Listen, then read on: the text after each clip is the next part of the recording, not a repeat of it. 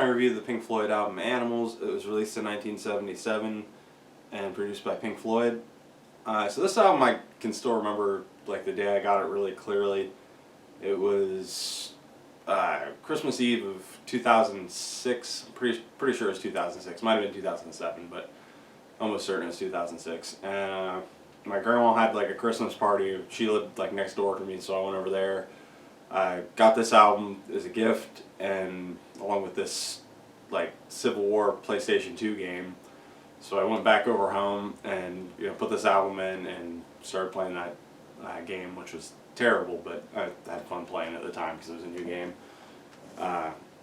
So anyway, this album I kind of had hesitated to buy for a while because I used to see it in the store all the time, and I waited probably the longest of the ones that I commonly saw in the store to buy this one because I never heard any of the songs off of it anywhere because, well, they're all really long. So at the time, I still wasn't really into long songs as much. I had gotten into like Shining Crazy Diamond and Echoes at this point, but I still would kind of fast forward through some of the parts on those if I was just like casually listening to them and not just having them on in the background while I was doing something. So I kind of was like, do I really want an album that has only like 5 songs and they're really long?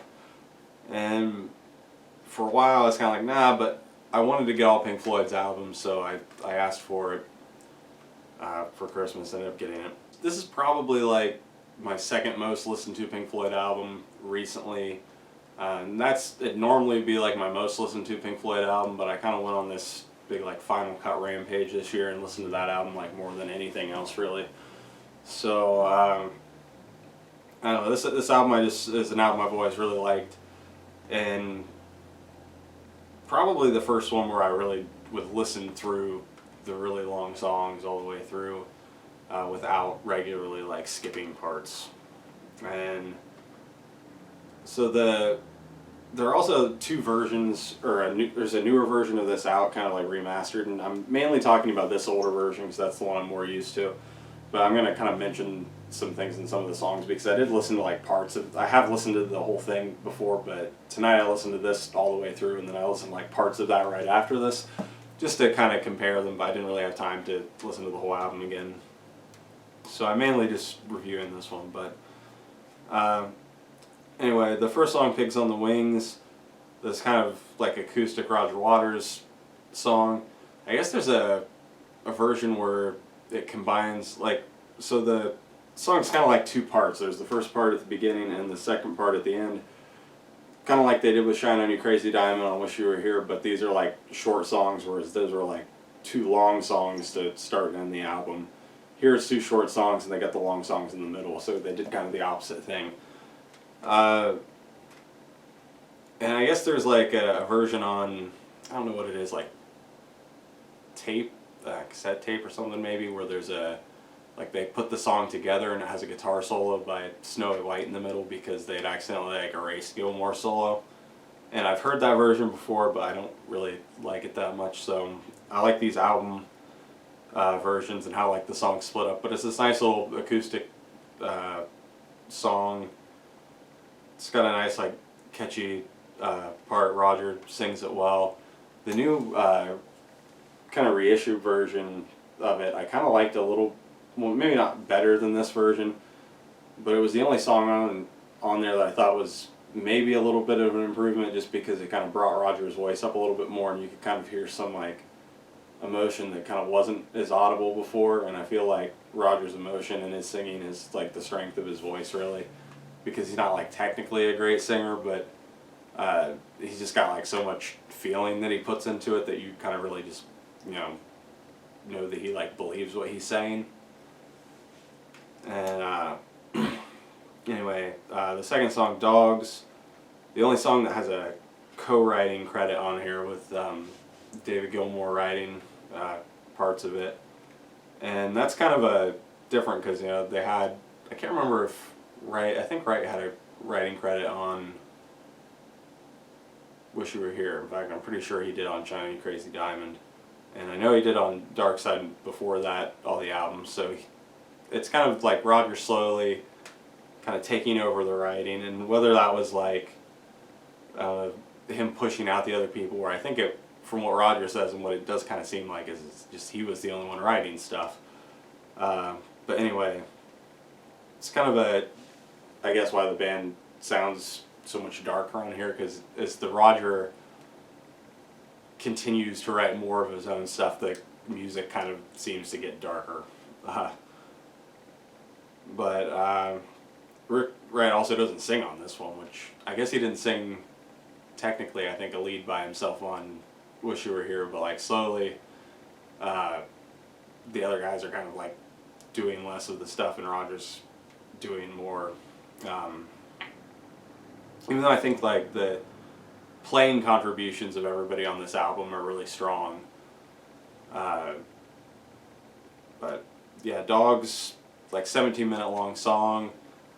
This one was kind of the only one on the album that when I first started listening to it, I would skip a little bit of the section in the middle. Now I'm like, I was kind of crazy to do that because this whole song's great. It's really long, but doesn't seem like it, really. Just a great song. It's got some really cool guitar. The whole album, just Gilmour's guitar is really great, even though he didn't like write as much stuff. He does a great job with the guitar on this album, and he plays bass on, I think, the next 2 songs, and some great bass work on both those by him. But the next song picks 3 different ones. Probably my favorite song on the album might actually just be my favorite thing that Pink Floyd recorded without Syd Barrett. Just like a masterpiece of a song, and all the like pig noises. I think it's a talk box, which if it is, it's probably like the best use of one of those ever. But yeah, just an amazing song. Just, I don't know, just everything about it's like sounds like pigs. It's just crazy how, I don't know, it's crazy how like the atmosphere of this album is. It really just, they do such a great job of just making the music like go with the lyrics.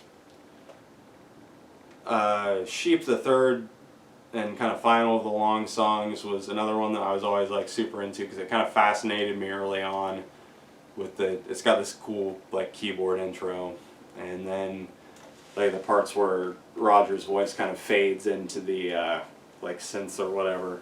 I always thought was really cool, so that kind of like caught my attention early on. I just listened to this whole song and I've always really liked it.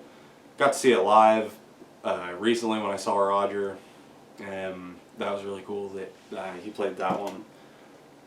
And then the final song, Pigs on the Wing Part 2, is just like exactly the same as the first one almost, and I think it works really well to like kind of book in the album with those 2 short little tracks that are not really as dark as the middle longer tracks of the album. They're kind of more hopeful, so I know it kind of begins and ends the album on a hopeful note, and then you got all this really dark, hopeless stuff kind of sandwiched in the middle. So I don't know, I just think it's a really cool album, really cool concept. They sound great on it. This version that I like better and am more used to really than the new reissue version is kind of darker and like murkier sounding. The new one seems to kind of clean things up a little bit. I don't really know how I feel about the new version yet. I kind of need to listen to it more, but this old version, probably my favorite Pink Floyd album that's not Piper at the Gates of Dawn. I'm not going to give it a ranking. I just kind of decided last week I'm going to get rid of the number rankings because it's silly and I'm like way too easy with giving out perfects to every album because I like everything too much. So I'm just going to say whether I think the album's a good album or not. And this album I think is a great album. So yeah, if you haven't checked it out, definitely listen to